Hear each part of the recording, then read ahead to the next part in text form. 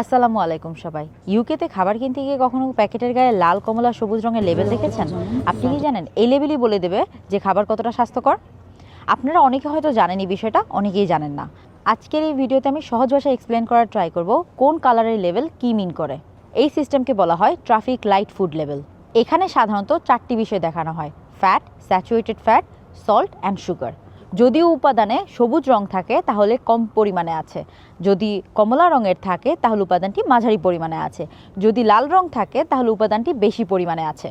উদাহরণ হিসেবে যদি বলি, কোনো খাবারের প্যাকেটের সুগারের পাশে যদি লাল রং থাকে তাহলে বুঝতে হবে ওই খাবারে সুগারের পরিমাণ বেশি আছে, আর যদি সল্টের পাশে সবুজ রং থাকে তাহলে বুঝতে হবে ওই খাবারে সল্টের পরিমাণ কম আছে। একটা জিনিস মাথায় রাখবেন যে খাবারে লাল রং আছে মানেই যে খাবারটি খাওয়া যাবে না এমন নয়, খাবারটিতে ওই পরিমাণ বেশি আছে, তার মানে আপনার স্বাস্থ্যের উপর ভিত্তি করে আপনাকে ডিসাইড করতে হবে যে আপনি খাবেন কি খাবেন না। তাই নেক্সট টাইম খাবার কিনতে গেলে এই বিষয়গুলো অবশ্যই মাথায় রাখবেন।